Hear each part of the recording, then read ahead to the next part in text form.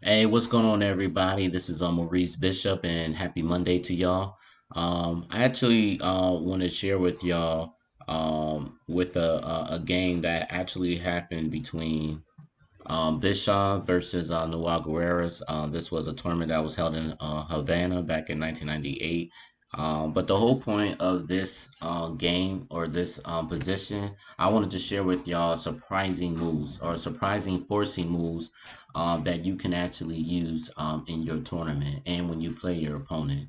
The reason why I want to show this because a lot of times there are a lot of chess players who actually overlook winning moves because the moves that they see seems unnatural or like impossible to even play because it just seems unreal and they feel as though that this type of move won't win the game and it's just pretty much crazy and insane, so all I want to share with y'all is or give y'all a little tip that when you play your position and when you find a move that just seems pretty crazy or whatever, just still calculate it anyway and whatever and see what you come up with because a lot of times these insane moves or the craziest of all moves or whatever could be an actual forcing winning moves and everything. So don't ever count it out at all, so what I want y'all to do is I want y'all to really analyze this position.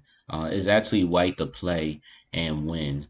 So I really want y'all to really look at this game, analyze it from both ends, not just for white. Look at it from both ends or whatever, because I really want to get y'all to really think as if y'all actually in a tournament. When it's really coming down to it. You know what I mean? So if you need to pause this video, pause this video.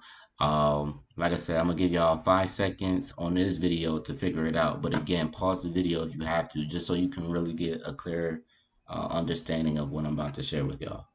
All right. So pause the video if you have to.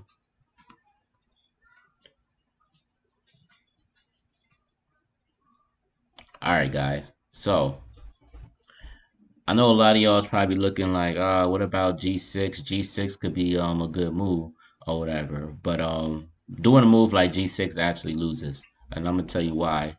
Um, And I told y'all to look on at both sides, not just for white. If white goes to g6, then black actually has a forcing move on you with rook a1 check. Remind you, the white king can't go to c2 because his bishop is guarding it. Obviously, the king can't go c1 because his rook is guarding it. Obviously, this king can't go nowhere because the rook and the queen is actually guarding his rank. So the king can't even take the rook with the king because the queen is supporting his rook. So the only piece that white can take it with is actually with the bishop, in which he's forced to do that. So once the bishop take, then you have this mating attack coming with queen a2 check, king c1. Obviously, the queen can't go here because of the queen guarding this square, but we have other alternatives. We have queen captures a1 check. The only move that the white king can go to is actually king d2, queen c3 check. And notice that the black king is getting pretty closer or is already closer to the king, but the whole point is bringing his rook in here as well, as you would see, because the king can't go here because the queen and the bishop guarding his rank and his d1 square. So, and obviously the queen can't go e1 because of this queen already guarding that. So the only move that white king can go to is king e2, and then after that, queen captures e3 with a check, and then of course he can't go back here because the bishop is guarding that square, and obviously the queen is guarding this, and obviously the queen is guarding this whole ring. So the only move that the king got is f1, and then after that, queen e2 with checkmate. So So the whole point is, y'all, like you also like when you make moves and stuff, you gotta actually analyze your opponent's move and analyze his mating attack and his forcing move too. So don't just think of you doing your move to attack. I know y'all know the principle, know your enemy or whatever. So when you're making moves, you should actually be thinking like the moves that your opponent is making. So when your opponent make the moves, really think about what he's actually doing. I want y'all to get in the habit of thinking about the moves that your opponent make and what his idea and his plan is. The more you keep training your mind to think what your opponent is doing and whatever, and seeing threats and mating attacks or whatever, that's when your opponent will have a hard time even beating you, because you really knowing exactly the moves that he's going to make or the ideas that he's trying to do. So definitely get in the habit of doing that, especially certain sacrifices and all that. You want to really analyze that and really train your mind to do that. So, and that's why I always say um, always look at like tactical puzzles or whatever, and don't just look at tactical puzzles as you know like if it says white to play, don't just think about just for white, think about it for black. Like, what is he threatening? Get in the habit of what can black do, what is he threatening or whatever. Always get in that mindset of, okay, what that opponent's doing, because the more you keep doing that every single day, the more when you play in tournaments and everything, you'll start to realize, okay, this is what my opponent's doing. He's doing that and that. All right, I got it. So always think about that. All right, just get in the habit of it. You do it every day, it'll become second nature to you. All right, so when I analyzed it, and like I said, this position was I had this position a long time ago or whatever, but I want to bring it up to you that actually helped me in my career. Um, but yeah, but I actually visualized this Rook A1 check, and by that time I was already trying to think of what my opponent was doing, because I was always taught at 15 years old. At 15 years old, I was taught, think about the moves and forcing moves that your opponent would do on you, and then you think about attacks that you can do on your opponent. All right. So with this move, like I told y'all before, forcing moves is something that just seems very unnatural or whatever. If it seems unnatural or whatever, calculate it anyway, and just see, not just see, but really calculate and analyze and see what you can do. So in a position, how I had this in my mindset is, I knew G6 wouldn't work, right? But I do see I have pass pawns. I have a nice dark active dark square bishop that's controlling this these squares, and I see that I have my rook behind this pass pawn, and I have another rook behind this pass pawn. Um, I know I want to play G6, but like I said, I already know this threat, so now I needed a forcing move. And like I said, this was something that was like crazy. I would have never really thought about this move. But I managed to find it, because again, you gotta try the craziest move first in your head to see if it worked. And that's what I did. So the winning move for white is actually queen captures h7 check.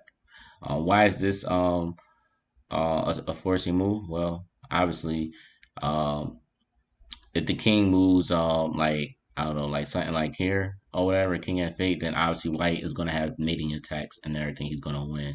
Like, for instance, if he goes king f8, like decides not to take this queen, then you're gonna have problems with rook f1 check, and the only way you can block it is actually with this light square bishop, which will be an issue and everything. So if bishop actually blocks with that, then you're gonna have problems with queen h8 check, um, king e7, and then you got rook catchers e7 with a check, because now you're threatening to take his queen. But if even if the king captures, then you do have queen g7 check, and then the only move he could really go to is actually king e6, and then you do have um, queen g6 check, and of course I'm threatening to take his rook off as well. And then if he goes king d7, then you do have rook d1 check.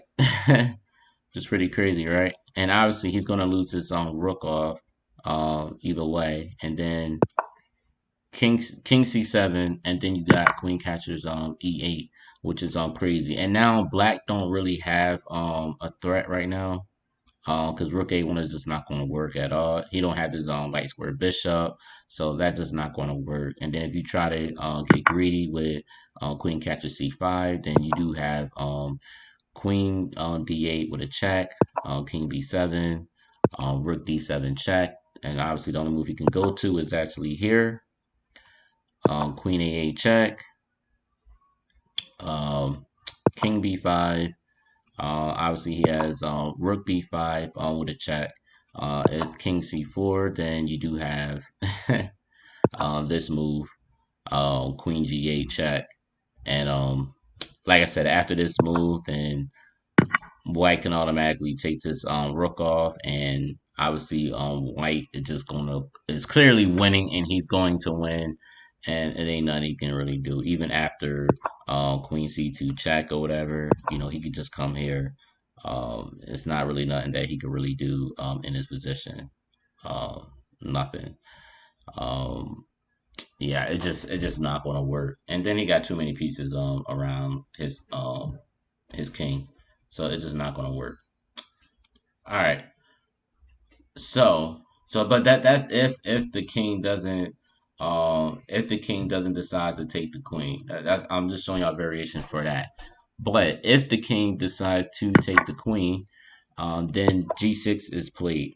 And notice that we have this dark square bishop, So I noticed that, I have two connected pass pawns or whatever that can go. And a lot of my moves is forcing with checks or whatever because um, you'll see what I'm talking about because I had this dark square bishop. There's no way he can get to these square. He would want to, but he can't. So after this G6 check, you have King G8, which is pretty much the only square that he can really go to. And then the next move would be 8-7 check.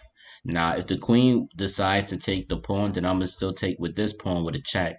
And I'm actually would be very happy because now not only am I threatening the bishop catches on a A3, with this rook, but I got the queen out of there. I still got a pass point, and I'll have gain an extra rook or whatever. And white will win this game easily or whatever.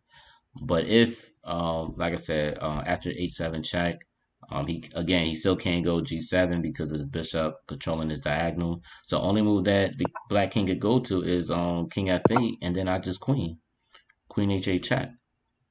You know, and once you get that queen, it's pretty much all over from now here because you got King E7, and then you got Rook H7 check, and then this is just man, this is just like brutal, like very very brutal.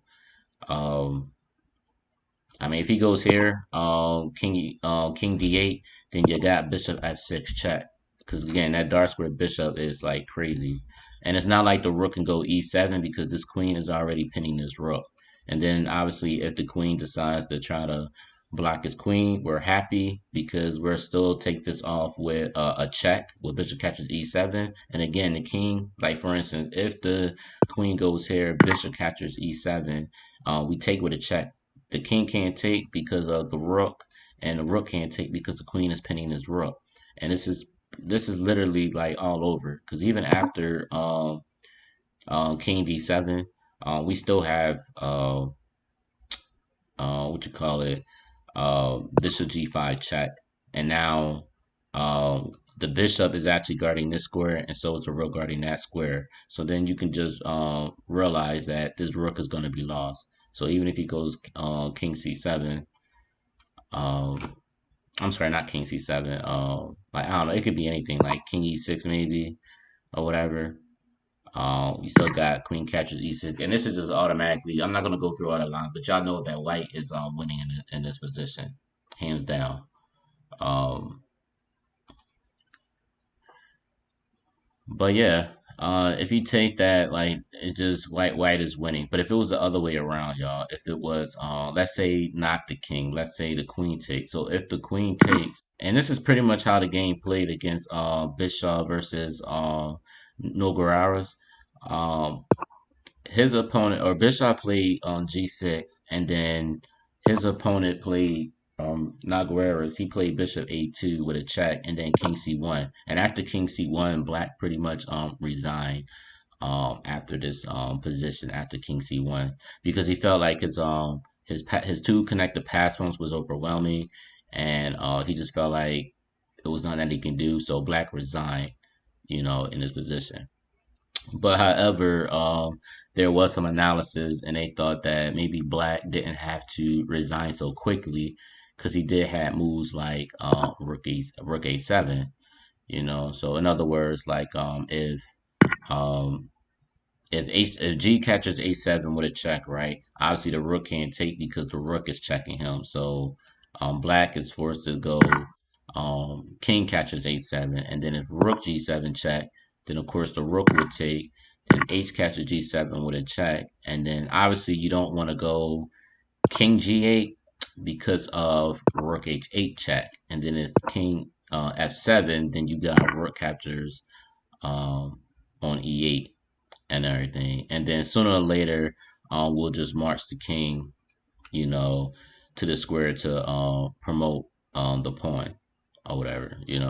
So that is the goal, especially since we have another pawn on e3 where there's nothing blocking it, and eventually he'll move his pawn up. And we got this bishop right here, so we don't got to worry about this pawn moving down because the bishop will block it, right? Uh, but instead of King G8, obviously King G6 would be the move to go. Um, yeah, even if he goes Rook G1, you still got F7, and of course we will want to go. Black will want to go Rook G8 and everything. So um I mean, Black is down one pawn and everything, but Black would have some type of drawing position if he would have saw Rook A7 and everything. So I think he was overwhelmed with that forcing move and everything, and it caused him to resign. And he could have had some chances if he would have still played on and did that Rook A7 move. But yeah, y'all, that's the whole point, y'all. Even when move seems crazy, like I said, I'll start out with this queen catches a7, and when you look at this move, it just seems absolutely crazy. It seems insane. It just seems like this can't be it. But sometimes you gotta look at crazy moves or whatever and analyze it and calculate it, and not just for you but for your opponent. Because God forbid, man, if he would have did G6 without calculating the stuff that Black can do, because again, this Rook A1 is also a forcing some mating lines, and a couple of moves. So you gotta look at it for yourself. So guys, I hope this video will help y'all. I hope I gave y'all some tips and principle to understand. I hope I was clear with it. Definitely if you enjoyed this video, please like, please share, please comment. Let me know your thoughts with this position. If y'all come up with any other more analysis moves and everything, please, please, please just like I said, there's no right or wrong answer, man. Just share your thoughts and everything. And like I said, when y'all comment or whatever, it's also helping me to be precise, and it's helping me to be on my toes and everything. So it's not just me helping y'all, but y'all helping me as well. Simple as that. Because at the end of the day, we all want to come together and become great chess players. That's what we mainly want to do. And a lot of y'all probably even want to become international masters or grandmasters one day. You know what I mean? At least that's my goal, to become a master. So again, like I said, hit the like button, and also y'all don't forget to subscribe. All right, y'all. Peace.